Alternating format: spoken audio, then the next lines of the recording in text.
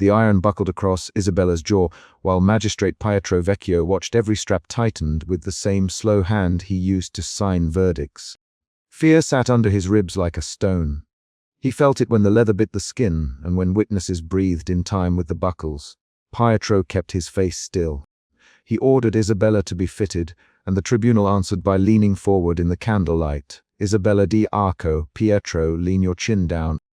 Within 3 sentences of that command, the chamber held a concrete problem. The mask pressed too close to flesh and left a new ridge where bone met metal. Pietro saw the ridge form like a crease under skin and heard a clerk clear his throat. Fear moved Pietro's fingers to the ledger at his hip. He checked a line of ink, then returned his hands to the arms of his chair. He wanted control, he wanted names to stay names. That wanting shaped every command he gave that night. Pietro closed the session only when the final buckle clicked and the witnesses stepped back. Isabella's dress whispered as she was led from the bench. Her eyes kept finding him and failing to get an answer. He watched her shoulders as she left, watched how the metal settled over the cheek until a faint contour pressed into pale skin. The chamber smelled of tallow and recently sealed vellum. Pietro himself, the ridge was a mark, nothing more. He himself, the mask, had always been clumsy. He told himself the tribunal's work required blunt instruments. After the doors shut, Pietro did not return to the ledger. He walked instead to the antechamber where Silvano the mask maker stood with the object wrapped in linen. Pietro kept his steps measured. He did not trust his voice until he had seen the metal with his own eyes.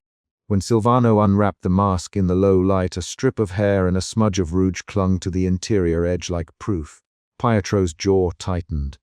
He ran a finger over the new ridge. Silvano, he said, explain this. Silvano stared at the hair, then at Pietro. I did not see it in the morning, Silvano answered. I checked. Silvano lifted the iron mask to the lamp and found a curl of chestnut hair stuck in the interior padding. His hand shook when he brushed it free. Guilt tightened his jaw and pushed his fingers to pry the seam, because guilt had been what brought him to the tribunal at all. He had repaired the thing that had buckled across Isabella's jaw in the last session. The metal under the lamp showed not only scratches, but a faint contour, an impression that suggested a face had been pressed there too long. He tested the seam with a file and watched the shallow line darken, proof that the mask altered itself under pressure and heat. That discovery set the day's problem in place. A device meant to force confession was making its own copy of the condemned, and Silvano's hands had made it serviceable. He placed the mask on the workbench and turned the lamp so the aperture of the eye holes caught the flame. The lamp revealed the hairline cracks radiating from the sockets and the tiny dents that matched a dozen reports he had read in secret. He himself to be a craftsman. He checked buckles and straps for wear. He smelled old sweat in the padding and a faint camphor trace he did not recognize. Guilt pushed him back toward the tribunal and fear pulled him inward. Fear that revealing the mask's habit would cost him his room, his trade, or worse. Those 2 motions, guilt then fear, moved his hands as surely as any rule of metalwork. A knock at the door made him freeze. He covered the mask with a rag and stepped to the threshold. Pietro's seal had arrived 3 days earlier as a summons. Now a clerk stood under the lintel with a candle and a ledger. Silvano, the clerk said, holding the paper flat, Magistrate Pietro Vecchio requests your presence tonight. The clerk spoke the name cleanly. The word carried the weight of the tribunal's appetite. Silvano swallowed. He let the clerk's candle illuminate his suit, stained apron before he nodded and went to fetch the masked case.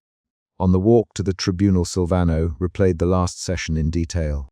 The buckles across Isabella's jaw, the magistrate's hands folding neatly while the accused breathed. He remembered the leather biting into flesh, the small, wet sound when a strap released. The memory was not abstract. It was a stored sequence of pressure marks in the ledger Pietro kept, names looped in a clerk's rigid hand. Each recall shifted his motion from guilt to a sharper dread. He felt the risk in his palms as he tightened the satchel strap. He would repair the mask and make it safer, a mechanical fix rather than an admission of culpability. Pietro received him in the antechamber without surprise. The magistrate sat with his ledger open and his spectacles perched low. Silvano Pietro, and the name carried an order. The mask failed to secure what we required this morning. Make it more intrusive, make them speak. Pietro's voice was calm and merciless in the same line. Silvano set the satchel on the table and took off his apron. He felt the saline taste of fear at the back of his tongue, then a hardening, a resolve to keep his hands precise, so he would not be accused of negligence. Pietro did not ask about the hair, he did not ask about the faint likeness Silvano had seen. He for straps tightened for an interior plate altered so the mask pressed higher under the cheekbones. We need confessions, Silvano, Pietro names, allegiance. We cannot be undone by rumor. Silvano glanced at the ledger. Names were columns, not people. He felt a small flare of shame when he thought of Isabella's face buckled by leather, but he measured his words. I will make it hold, he said. I will make it hold what you need. Pietro looked at him, narrow-eyed, and for a moment the magistrate's steel grey gaze seemed to catalogue the man rather than the work. Do not fail me, Pietro. He did not smile. He had used the mask before and kept his reputation in its performance. He left with a footman and an expression that made the room colder. Silvano returned to his workshop with a ledger in his satchel, and the magistrate's demand lodged like a nail. That night Silvano worked alone with the lamp, leather and files. The work was precise. A narrow file along the seam, a strip of oak for a new interior brace, nails driven at a measured angle. Each hammer blow set his jaw tighter. He caught himself thinking of Isabella's folded hands, the blue ribbon she had concealed at her throat the day she was brought in. The image shifted him away from technique toward consequence. He tapped the mask against the anvil and felt the small, sliding sensation beneath the iron, an odd pliancy where the metal had been refitted. He pressed a thumb into the padding and found hair, rouge, a smear of skin oils. The object had kept residue in a way tools do not. His work was interrupted by a soft footstep on the stair. Isabella stepped into the doorway of the cellar below his bench, breath quick enough to fog the lamp glass. She did not scream. She held a folded scrap of paper and the blue ribbon in one hand. Silvano, she said, and the name was a question. He should have told her to leave. He should have barred the workshop. He did not. Guilt moved him differently here. It made him open the chest where he kept spare straps and the small leaded plaque that had once been affixed to the mask. Isabella, he answered. What are you doing here? She came down the steps and put the scrap on the table. It was a page torn from a clerk's book where names were written in a hand he recognized. Look, Isabella. Her voice was small, controlled. She put the ribbon out as if offering proof rather than begging. This is my name. This is what you took when you fixed it before. She spoke clearly. Her hands did not shake when she pushed the ledger toward him. Silvano's fingers closed around the paper and the room narrowed. He felt his chest tighten. His shame shifted into alarm. How did you get this, Silvano? He kept his tone low. He was a craftsman and a frightened man, and between those two he chose the former to steady the latter. Isabella's eyes flicked to the mask on the bench under the lamp. I took it after the session, she said. I slipped into the antechamber and found the padding loose. I found names written in a scrap tucked inside the lining. My name is there, Silvano, mine and others. Silvano's throat clicked. He lifted the rag and showed her the patch where the metal had been refitted. It takes more than fastening, he said. It holds residue, hair, stain. The iron seems to lock shape when pressed long enough. The words were clinical, but he saw Isabella's face go taut. You saw it on me, she said. You put it on me. The accusation landed without flourish, a bare fact. Silvano felt the old session like a bruise. He heard what he had found at the lamp and where the curl had been. He showed her the smear of rouge. He spoke in short sentences, careful of rhythm. Isabella's voice rose only once. They used it on me until it fit, she said. Then they used it again. I want it recorded. Not in a ledger that Pietro controls, but in a place others will see. She pushed for proof, for the ledger entry to be made public. And the flame in Silvano's lamp cast their faces in a tight light. He had pockets of loyalty, to craft, to clients, to the need to feed his tools. Those pockets were being emptied by each new revelation. Guilt curdled into a desperate clarity. If the mask took faces, then the tribunal had been stealing identities and returning them altered. He realized a shift in his own aim. He would not merely repair, he would examine. He extracted a splintered needle from his pouch and drew the inner padding apart with the careful motion of a surgeon. The padding released a small scrap of skin residue. He set it into a jar and sealed it. They planned together in the cellar. Isabella would present the ledger in the tribunal foyer, where witnesses came and left, and Silvano would be called to present the repaired mask as evidence of manufacturing integrity. Isabella's tactic was precise and cold, public fact over private accusation. Silvano agreed and felt something else bloom under his fear, an instrumented calm that resembled resolve. He filed the nail heads down and reheated an inner plate. His fingers moved with the steadiness of someone who had chosen a dangerous path. The hour of the demonstration arrived with a dawn that smelled of coal and damp straw. The tribunal chamber filled with men who liked the spectacle of justice performed and feared rumor. Pietro sat above the bench with ledger balanced and a small iron key on a ribbon at his neck. He spoke with the measured cadence he used when reading verdicts. "Bring forward the accused," he said. An accused noble was dragged in, bound at the wrists, defiant in a collar that would not suit him. The crowd's breathing changed. Some leaned forward to see the mask at work. Silvano set the mask on the table before them. He placed it where the lamp threaded its eye holes to the floor and watched the crowd draw a collective intake. He described the repairs in precise terms. New buckles, an interior brace, an adjusted chin plate. He did not say anything about hair or rugs. Pietro watched him, hands folded, and then spoke to the crowd. "We show the people our device, Pietro. It will prove the guilt we rid in names and acts." The magistrate's voice carried. The accused man kept his chin high. They strapped the mask to the noble. The leather straps bit, and the room listened to every ratcheted notch. The mask settled. For a breath it was a machine, a tool. Then the crowd shivered as the noble's face shifted. A cheek flattened, then lifted with an alien curvature. Eyes that had been proud lowered as a small mole bloomed on the skin where none had been. For a moment multiple faces seemed to overlay one another, features arriving and fading across the noble's jaw, a flash of a chin that was not his, a crease of a lip that spoke of other mouths. Gasps moved like a wind down the benches. Someone cried out Pietro's name. Pietro's mouth thinned. He stepped forward and commanded silence. "Remove it," he said to the attendants. His hand fluttered to the ribbon at his throat. His ledger shook slightly in the other. Panic moved through the magistrates in quick, mechanical gestures, paper rustling, a clerk snatching the ledger closed. Silvano's own stomach dropped. He had not intended this. He had expected confession, not the visible trace of lives folded into one man's skin. In the private council afterward, Pietro paced with thin, short steps and jabbed his finger at the wall as if it had betrayed him. "You changed it." He accused Silvano with rapid lines. "You altered it beyond what I ordered." The magistrate's voice held accusation with precision. Silvano kept his hands folded and answered in short, factual sentences. "I adjusted the chin plate and keyed the buckles," he said. "I did not make it show faces." Pietro's eyes narrowed into an expression like a file refusing a blade. Anger crackled in the room and then cooled into calculation. The accusation forced another shift in Silvano's emotional state, from alarm to defensive craft. He explained the metalwork and the seams and the heat of refitting. He showed the small jar with the padding residue. Pietro leaned over it and peered through his spectacles, then slammed the ledger closed. This undoes years of control if the crowd believes such a thing occurs by accident. The magistrate said, "We will stage a demonstration we control. Show it as demonstration, not terror. We will take back the spectacle." Pietro's plan was practical and raw. Regain the narrative, secure confessions, and make the mask a symbol of power again. Isabella did not wait for the plan to be enacted. She forced the record in the foyer before a judge could schedule the demonstration.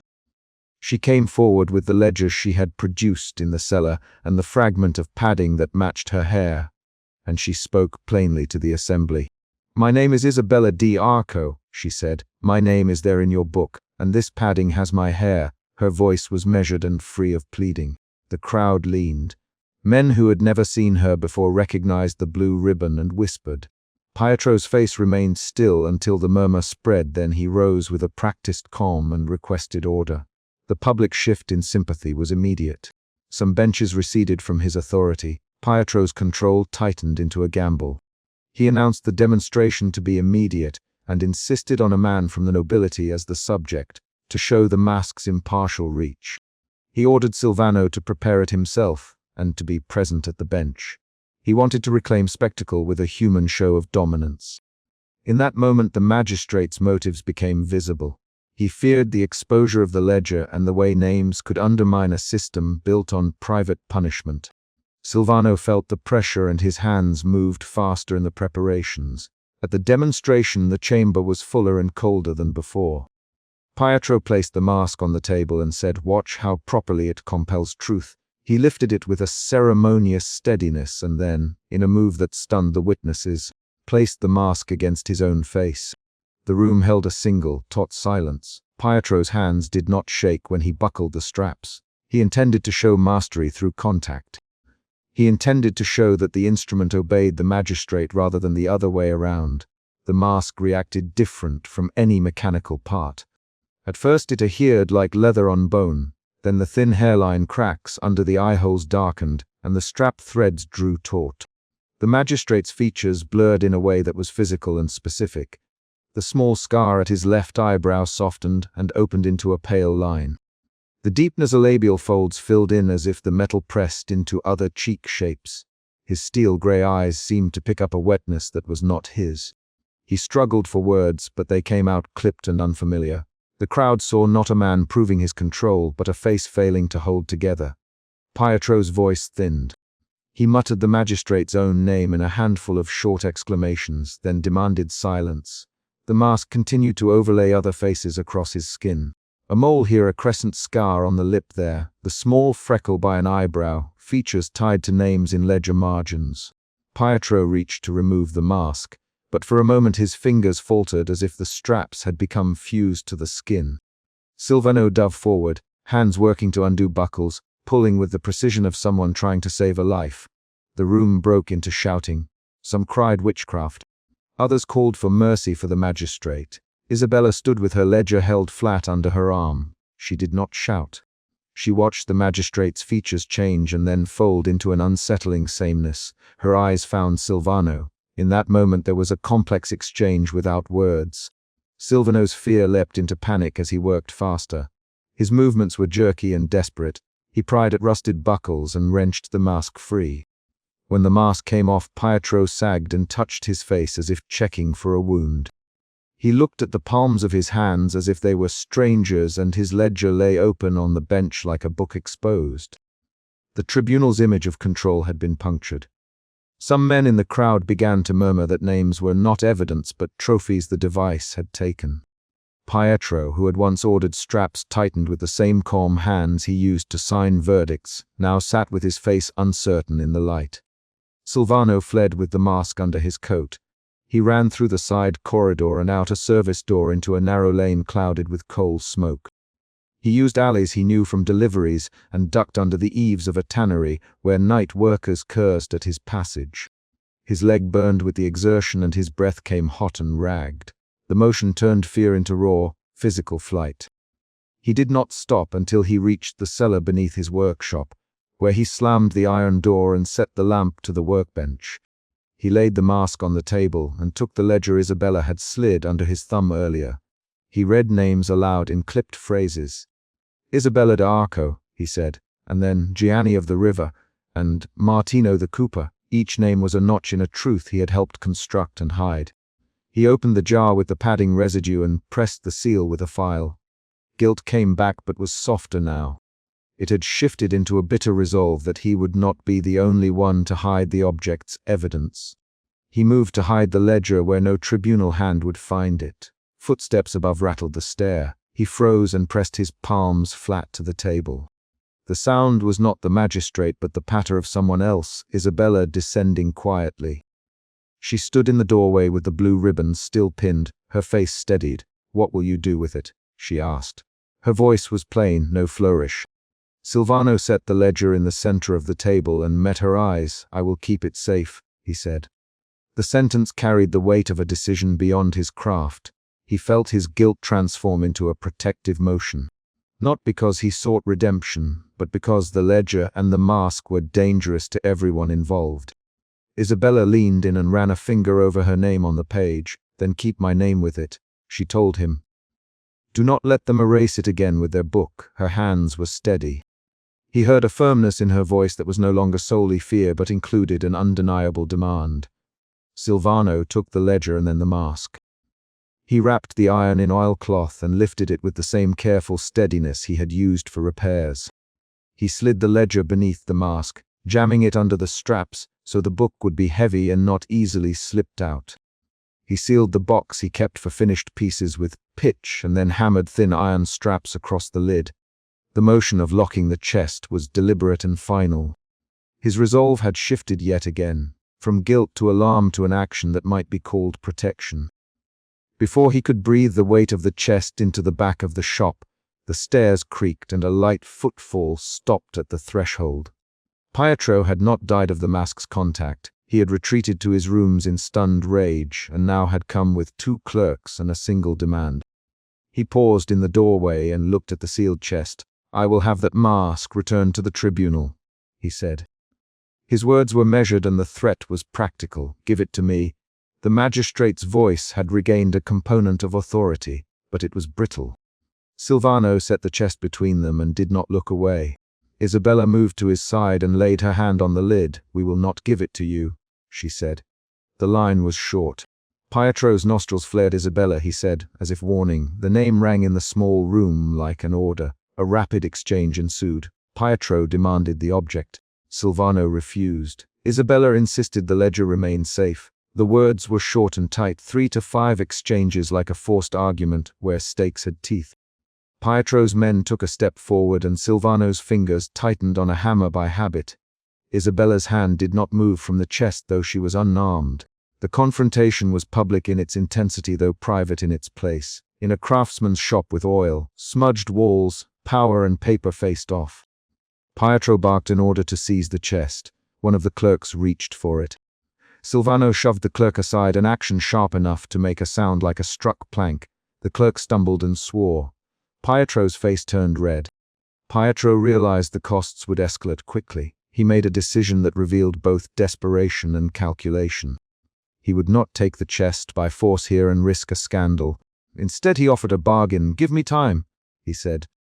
"Return it to me in the morning under a formal warrant, and I will begin a public inquiry into the ledger's provenance." His voice held a promise that smelled like compromise. But Silvano had learned the magistrate's bargains were mechanisms of control. He felt a flicker of distrust turn into decisive refusal. Silvano named another outcome instead. He would deliver the ledger to a notary in a district where multiple magistrates might see the entries and the mask's residue. He would make duplicates of the pages and spread them to men who had no interest in Pietro's private order. Isabella supported the plan in short, clear sentences. "Copies," she said. Many hands. Pietro's posture shifted from command to a calculation of how to cut off the ledger's route. He left with a final clipped order and a warning that men who crossed tribunals paid more than fines. When he left, the 3 of them sat around the table and assigned tasks by tone and by the weight of small items. Silvano heated a wire and copied letters from the ledger onto clean parchment, his calligraphy slow and mechanical. Isabella took the copied pages and folded them into separate envelopes to be carried by reliable hands. She moved with an efficiency that had hardened from necessity. Each action showed a turn in their emotional arcs. Silvano's guilt had grown into a laboring resolve. Isabella's fear had become deliberate agency. Pietro's composure had fractured into brittle calculation.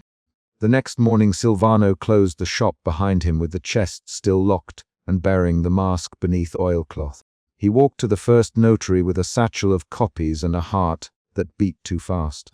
He turned over names and faces to men who recorded facts with dry hands. The motion of handing over paper was a physical transfer of risk. He felt a shift suspicion into a guarded hope that once outside Pietro's immediate reach the ledger's entries would slow the magistrate's unilateral power. By noon news began to move through the city like a low tide. That the tribunal had demonstrated a device that could impose other faces, that a ledger existed with names and residue, that a craftsman had fled with the object. Men in taverns spoke in clipped phrases, servants stopped in doorways and exchanged glances. The city did not change overnight, but the pattern of rumor altered how magistrates counted support. Silvano watched from his doorway as a clerk hurried past with a folded notice and did not run after him. That evening Silvano returned to the workshop and laid the mask on the table as he had the first night. He removed the oilcloth and set the ledger under the straps as he had before. He struck the iron straps with a hammer until they bent into place. He felt his hands steady. The final paragraph of this chapter does not drift into abstract reflection. He closed the wooden chest, slid the ledger beneath the mask, turned the key, and heard the iron bite the wood. He put the chest in the corner of the workshop, lit the lamp, and sat down opposite it. The action was concrete and finite. The object, the book, and the sealed room. Silence settled not as mood but as an event. A guarded closure that left the city and the tribunal to its own recovery, and the three of them to the consequences of the choices they had made.